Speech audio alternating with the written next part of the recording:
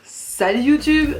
Aujourd'hui je suis là pour vous faire un peu la suite des 10 conseils sur la décoloration parce que l'étape d'après c'est la coloration.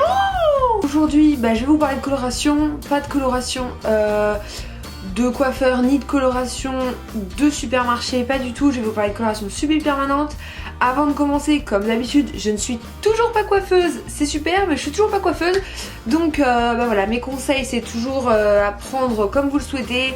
Ne commencez pas à vous énerver dans les commentaires en disant que je donne de mauvais conseils. C'est ce que j'applique sur moi, ce qui marche sur moi, ce qui marche sur d'autres amis à moi.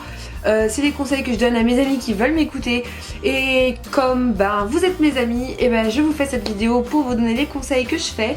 Et si vous ne voulez pas les suivre, ne les suivez pas. Premier, je vais vous dire, choisissez bien votre coloration. C'est assez bête, mais choisissez bien votre coloration pour ce que vous voulez faire et surtout de ce que vous avez besoin en fait. D'abord il faut réfléchir si vous voulez faire une couleur type rose, bleu, jaune, vert, je sais pas quoi. Réfléchissez si vous souhaitez garder la couleur longtemps ou si vous souhaitez garder la couleur 1 mois, 2 mois et rechanger comme ce que je fais moi.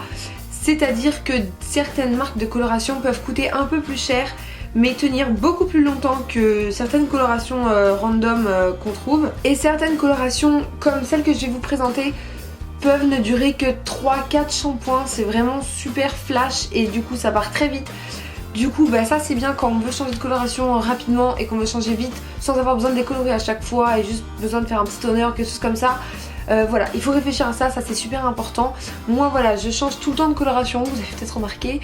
Je change relativement souvent, donc je n'achète pas des colorations qui durent dans le temps. Tout simplement parce que ce serait du gâchis d'argent et surtout je m'abîmerais les cheveux à force en fait à essayer de les enlever pour changer de couleur.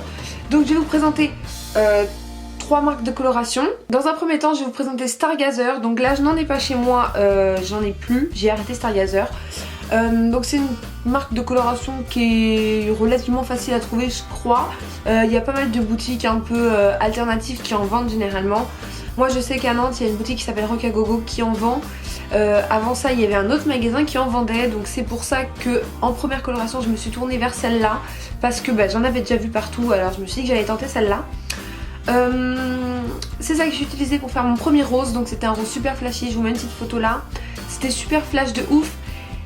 Et le problème en fait avec cette coloration c'est que je ne sais pas pourquoi mais sur moi elle n'était pas top, c'est-à-dire que je la mettais en 2 shampoings, elle était partie et quand je me lissais les cheveux, la chaleur du lisseur faisait enlever la couleur, ça la faisait ternir en fait. Et je ne comprenais pas trop pourquoi, surtout que je connais personne à qui c'est arrivé pareil, mais moi ça me faisait ça donc j'ai changé de marque à cause de ça en fait. J'ai changé de marque de coloration à cause de ça et franchement Stargazer pas top mais c'est un bon dépannage et ils ont pas mal de couleurs donc c'est plutôt cool. Donc quand j'ai changé de coloration je me suis tournée vers la Richer Direction. Donc ça c'est ce que j'utilise encore et toujours aujourd'hui. Voilà, c'est des petits pots comme ça. Donc les Stargazer sont vendus avec des gants en plastique. Ceux-là, vous avez juste le pot comme ça. Franchement, c'est une bonne coloration, une très bonne coloration en tout cas. Enfin pour ce que moi j'ai besoin, c'est ça que j'ai besoin. Vous pouvez mélanger les couleurs ensemble et franchement c'est pas super cher. Moi je sais que j'avais acheté 4 pots sur Amazon pour 20 € 4 pots, donc ça fait 5 € le pot. C'est vraiment pas trop cher. Donc ça je dirais que c'est la meilleure couleur que j'utilise. La couleur ternit je dirais au bout de 4-5 shampoings, voilà. Moi je me lave les cheveux qu'une fois par semaine. Quand je me fais une couleur qui dure 6 shampoings, ça me fait 6 semaines donc c'est plutôt cool. Voilà, donc ça c'est vraiment une bonne coloration je trouve. Et ensuite la troisième couleur que je vais vous présenter c'est Crazy Color. Donc j'ai testé que le violet hein. Voilà, alors s'il y avait une coloration que je devrais bannir de ma vie c'est celle-là.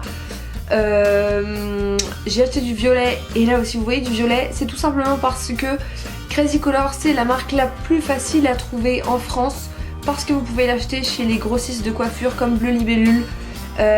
C'est ce que je vous parlais dans une de mes anciennes vidéos, enfin dans ma vidéo décoloration. Bleu Libellule c'est un grossiste de coiffeur où les particuliers peuvent acheter. Donc parce que vous savez il y a des boutiques de coiffeurs où on peut acheter que si on a la carte professionnelle. Celle-là vous pouvez y aller en particulier. C'est 7 ou 8 € le tube comme ça. Donc c'est top, c'est la plus facile à se procurer. Et justement je n'avais plus de violet comme à Londres et je voulais me reteindre les cheveux en violet avant de partir. J'ai été donc acheter une bouteille de Crazy Color violette et finalement je suis partie avec les cheveux bleu-vert. Voilà, je vous mets une photo là et je vous mets une photo de ce que ça a donné juste après à force des shampoings. Voilà, vous voyez que c'est théoriquement du violet, ça a fait bleu turquoise et ça a fini par vert parce que le bleu turquoise ça finit toujours vert. Même quand on ouvre la bouteille, ça se voit que c'est bleu. Je sais pas si ça se verra bien à la caméra, mais ça se voit, c'est bleu, vraiment bleu. Il n'y a même pas une goutte de violet là-dedans. Je sais pas comment ils font pour gérer leur pigmentation de couleur, mais c'est vraiment nul, ça c'est vraiment de la merde. J'ai été dégoûtée parce que du coup je m'étais reteint les cheveux, j'avais acheté cette coloration juste pour repartir à Londres après. Et finalement j'ai passé tout mon voyage à Londres avec une perruque parce que j'avais les cheveux d'une couleur immonde. Voilà, donc j'étais absolument dégoûtée et Crazy Color, franchement, je réessayerai peut-être un jour si jamais, encore une fois, je suis en galère de coloration, probablement parce que je suis comme ça, j'y réessayerai encore, mais en tout cas le violet pour moi c'est fini. Si vous cherchez vraiment un beau violet, comme j'avais dans une de mes anciennes vidéos, un violet vraiment pur, n'achetez pas du Crazy Color, vous allez avoir du bleu dégueulasse qui va virer au vert, alors que le violet de la Riche Direction, il va virer plutôt au gris blanc.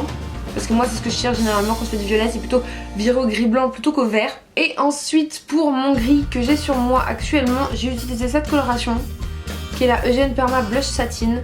Cette coloration vous l'avez peut-être déjà vue sur la chaîne de Pastellaire, donc c'est elle qui l'avait utilisée. Ensuite une autre amie à moi l'a utilisée, c'est pour ça que j'ai décidé d'utiliser celle-là. Avant ça je voulais me faire les cheveux en gris depuis juin. Et en fait en juin j'avais acheté 2 pots de la Riche Silver, donc les petits pots comme ça. Sauf qu'en fait les pots de la Riche Silver ils sont bleus et si on laisse poser un peu trop longtemps ça fait du bleu grand-mère pas beau. Du coup c'est pour ça que j'avais pas eu les cheveux gris, que je m'étais en violet finalement.